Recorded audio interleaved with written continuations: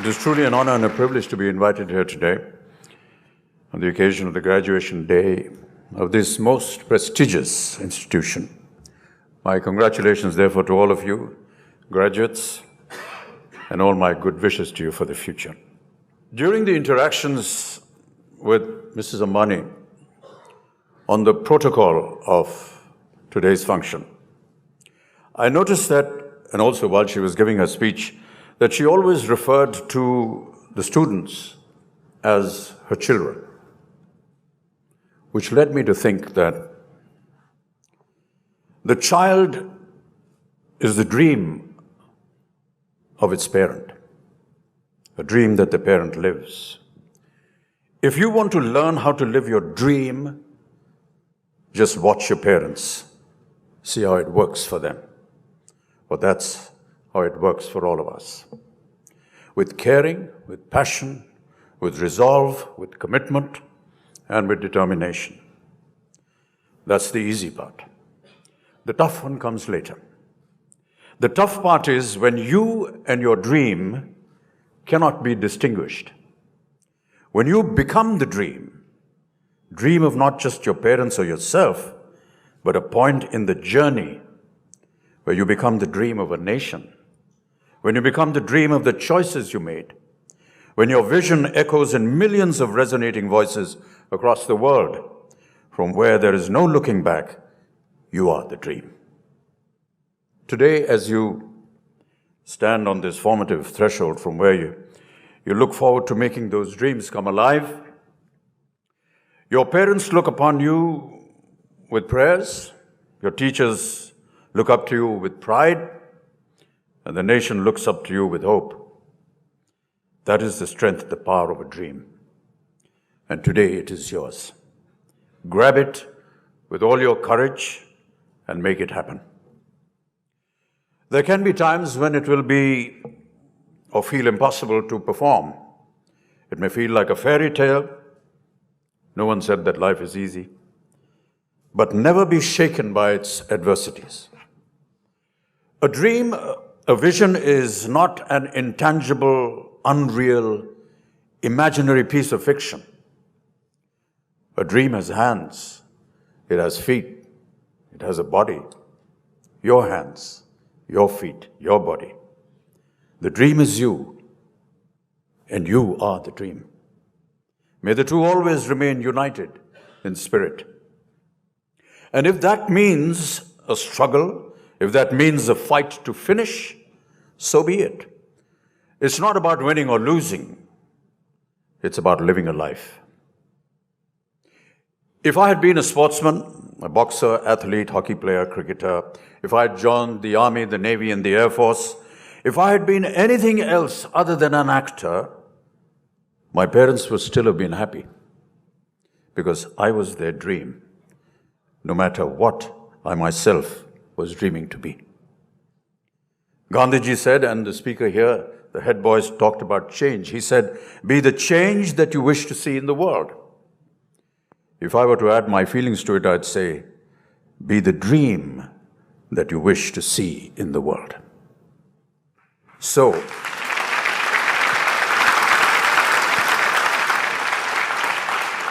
live a dream which is neither mine nor yours nor anyone else's, a dream which belongs only to itself.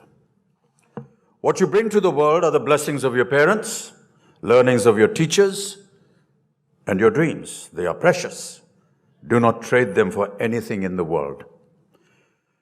Which brings us to a curious word that has become a part of some kind of jargon. It's a word called career. I'm not quite sure I quite like this word, career. Career is literally a dash of speed, like a horse does on a racetrack, bolting at uncontrollable speed without an aim or an objective. Life is not a race course. Life is an order, a discipline. Life is a focus. Life is a purpose achieved by virtues which are developed with personal effort. Do not gamble on life. It may not happen twice. A dream, therefore, is much more than a career. The dreams of the parents and the dreams of the child live in one place, remember. That place is called home. Not yours, not mine, not his, not hers. No one person's. A home is always ours, our home. Our dream is our worship. Our vision is our prayer. This is the structure of dreams. This is the bond. This is also the bondage, a bond of love, the bondage of responsibility, be that of a small family or that of a large nation.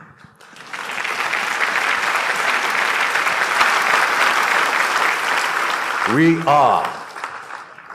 are because we dare to dream. We are because we learn to excel.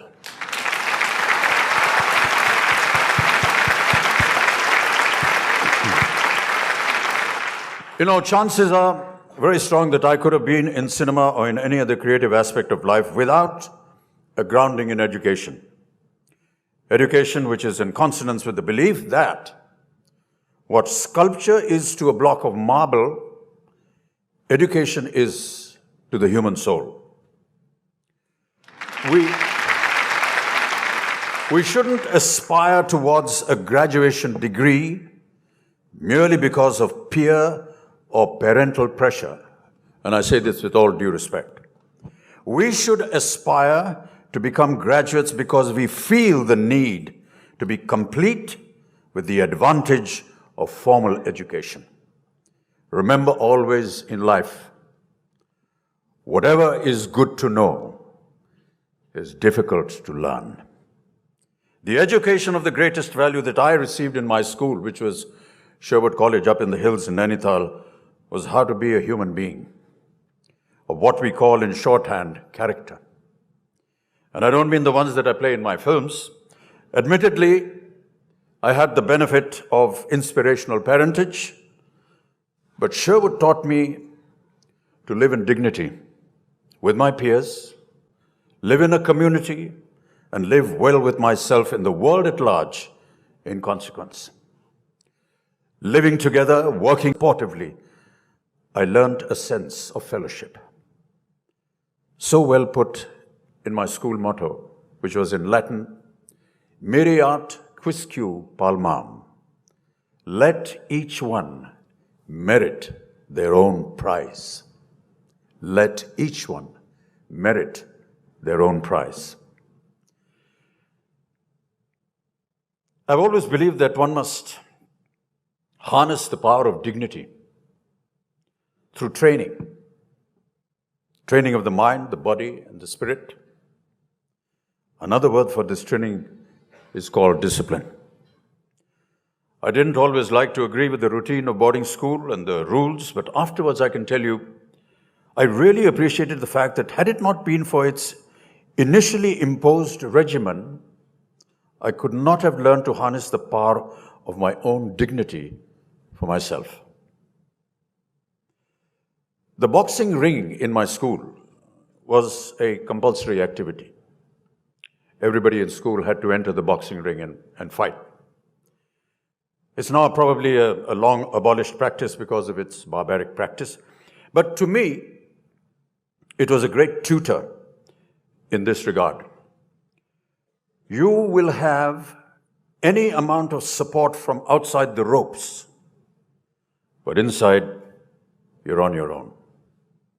Similarly, in life beyond, you may have a die-hard corps of cheering fans, and also perhaps those that jeer at you, criticize you, abuse you, in contempt.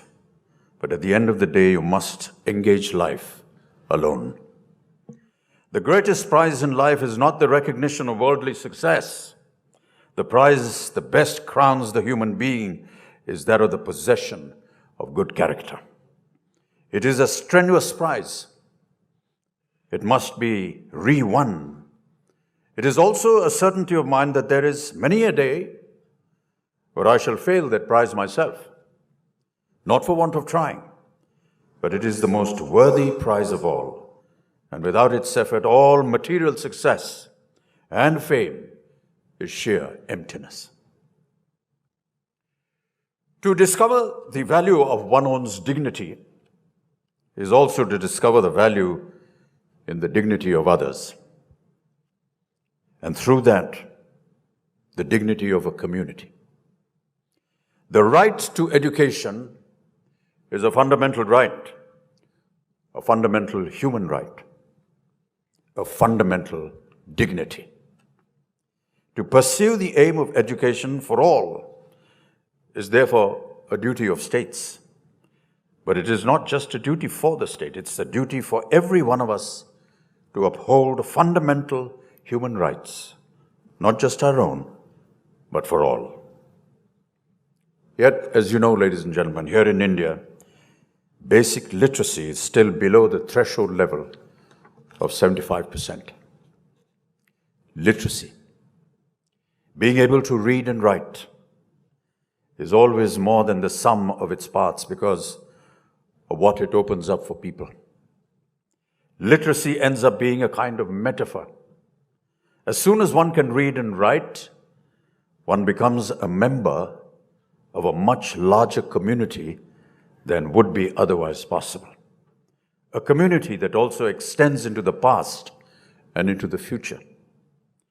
Literacy not only enriches our inner lives, it is also an indispensable means for effective social and economic participation, contributing to human development and poverty reduction.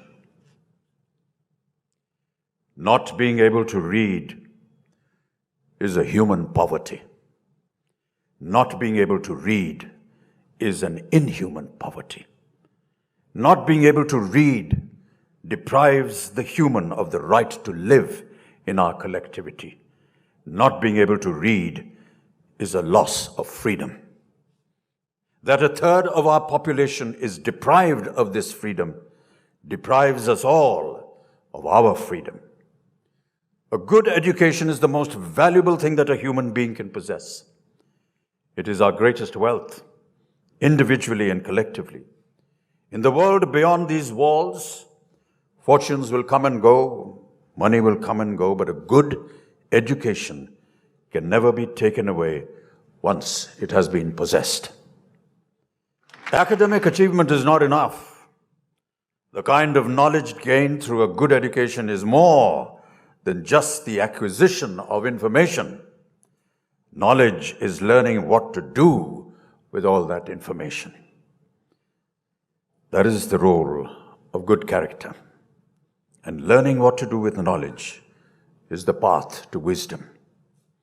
Knowledge is most valuable when it is shared. To all my fellow students, and I call you fellow students because I am still one. To all my fellow students out there, may we take heed every day of our wealth.